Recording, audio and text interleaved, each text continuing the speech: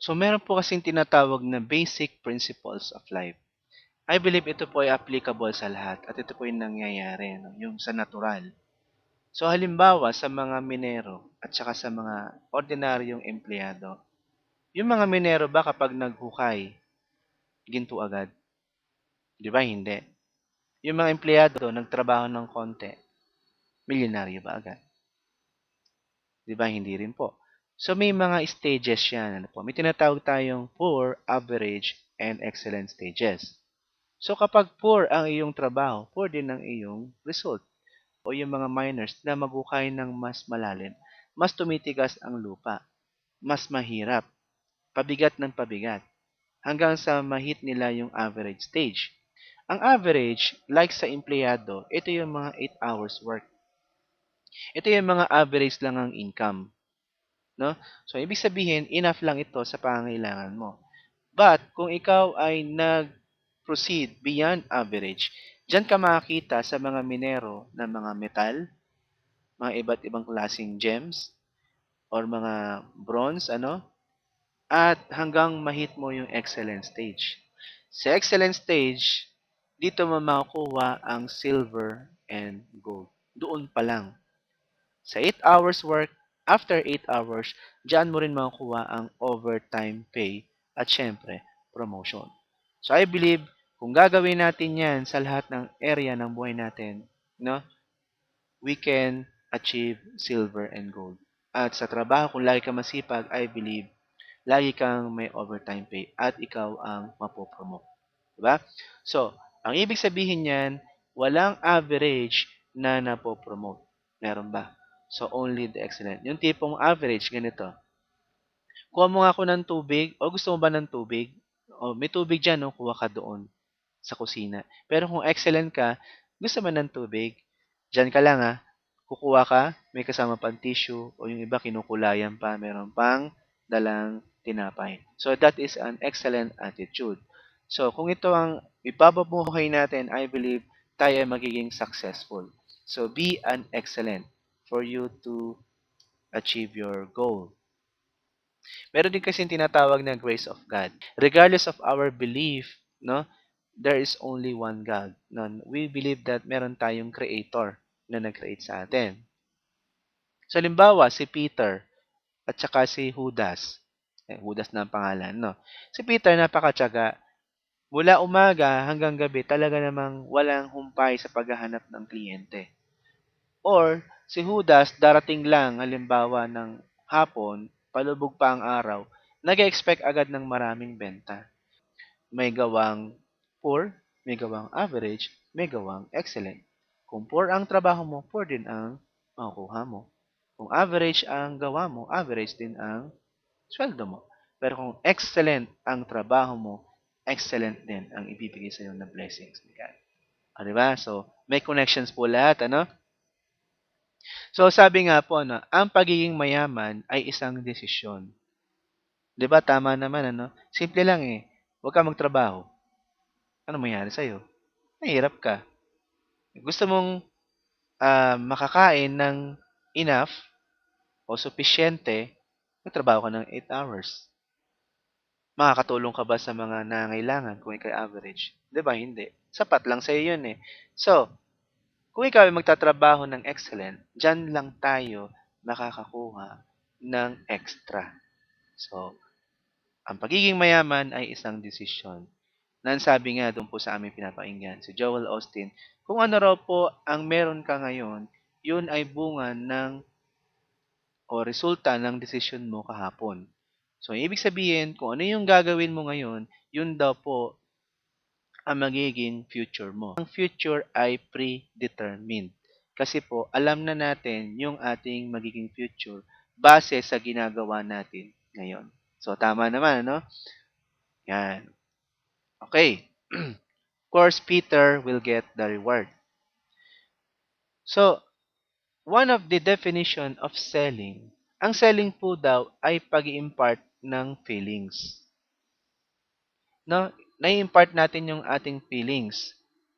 So, ang ibig sabihin po niyan, makakapag-share ka lang kung ang isang bagay ay naranasan mo. 'di ba? Napakahirap po sa isang bagay na i-share mo kung ang ikinukuwento mo ay kuwentong kanto o yung gawa-gawa lang. Halata mo naman 'yan, 'di ba? So, hindi mo mai-impart ang isang bagay kung ito ay hindi mo naranasan. Maaaring mag-imbento ka, pero iba pa rin yung tinatawag na selling the reality is more effective. Pwede ka mag-sales talk, pero I believe makakabenta ka lang isa sa loob ng 5 buwan. Pero kung ikaw ay meron naranasan o meron kang isang bagay na siya mong ibinabahagi, this is more effective. Kaya nga po, no, ito ang secret na hindi alam ng karamihan. Ito yung tinatawag na convincing power. Kapag meron ka niyan, no, I believe sasawa ka sa benta. Magsasawa ka, no, dahil maganda yung iyong convincing eh. Yung kapani-paniwala yung mga sinasabi mo, hindi yung gawa-gawa. Makuha mo yan sa reality, sa realidad. No? Kung hindi ito nangyari sa'yo, hindi mo ito magagawa na ma-convince ang kausap mo. So, convincing power, ito raw po ang susi to have more friends. 'Di ba? Of course, dahil nga yung convincing is reality, meaning to say, sa pag-aalok mo, ikaw ay totoo. Sinasabi mo yung katotohanan. So, ang tingin mo sa tao, hindi as a customer, hindi as a buyer, oh, laki ng sahod nito, laking komisyon nito. Hindi po ganon. Na ang tao, ang titignan namin, yung kami ay makatulong. So, kaya nga, we build relationship. No? Hanggang sila ay maging kaibigan na namin. So, pag yan ay naging kaibigan mo na, of course, dadami ang referral. Di ba? Maraming referrals, i-refer sa'yo ng kaibigan mo. Ibig sabihin nun, posibleng dumami ang sale mo. So, more sales mean, mapopromote ka. Siyempre, ang dami mong benta eh. Di ba? At, sisikat ka. So, ganun po ang nagagawa ng convincing power. At, mapapansin nyo, sa huli pa lang yung kita. So, napaka-importante rin kasi kung ano yung ilalagay natin sa utak natin. So, kung nag-join ka rito, kung after mo lang ay pera, may problema. Kasi, magkakaroon tayo ng temptation ma-oversell ang isang produkto. Kasi ang target mo eh, 'di ba, na ma-close ang deal eh. 'Yun kasi ang nasa puso at isip mo. So, kahit walang swimming pool, sasabihin mo may swimming pool. So, tinuturing naming kapamilya ang ating mga kababayan na i-share natin o ibabahagi natin yung kagandahan ng pag-invest. Ano, yung meron tayong tinatawag ng genuine care. So, selling is a profession. So, ang pagse-sales po daw ay isang profesyon. So, kaya nga, kung ikaw ay domestiko o domestic sa umaga, huwag kang mag-aastang manager. Huwag kang magne-necktie. Palalayasin ka ng amo mo. Di ba? So, ganun din. Kapag natapos ng trabaho at pupunta ka sa office, kinakailangan magsuot ka naman ng, di ba, no? As a professional. No? Baka makalimutan pang alisin yung professional nga, nakabarong ka pa, may basahan ka pa sa likod. So, act what you want to act. Ibig sabihin, so selling is an art. So, ang selling po raw ay parang yung makulay, ano? Pakukulayin natin ang isang bagay. Not to the point na i-oversell mo, but yung bang tipo na may imagine nila kung ano yung sinasabi mo. So, for example, no, 10 bang address nyo? Pwede natin sabihin dyan sa 5. Piazza Lima Uno, fifth floor. Yun yung normal. Pero selling is an art. Nako, tita, tamang-tama.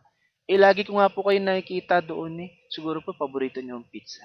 Kasi po, opisina namin, nasa Spitzy ko lang, fifth floor, si Topo na 105. Diba? So, selling is an art. So, ang pag-sale po daw ay parang naggagawa ng isang bahay. So, paano po ba naggagawa ng bahay? Bahay po ba agad? Di ba? Hindi, no? So, huhukay muna tayo ng malalim, lalagyan ng mga bakal, bubuhusan ng semento, patitibayin mo ng pundasyon. Saka pa lang itatayo ang haligi, saka pa lang itatayo na ang bubong, saka pa lang ito lalagyan ng mga dekorasyon. No? Problema, kapag inuna mo agad ang bubong, nilagyan ng pinto, nilagyan mong haligi na walang pako, walang kahit ano, sigurado pagdating ng bagyo, laglag yan. So, the same thing in selling. Kapag dinaan mo yan sa inuman, pare naman kita no? O reserve ka na, lasing na. Kinabukasan, nahulasan. Reserve ba ako? So, the same thing. Hindi porke kumare mo, hindi porke best friend mo, hindi mo na bibigyan diin o hindi mo na ididetalye ang mga bagay na dapat nilang malaman. So, selling is like building a house. Ano? The more na ito ay mas maintindihan ng kliyente, the more na malalim ang kanilang pagkuha ng investment.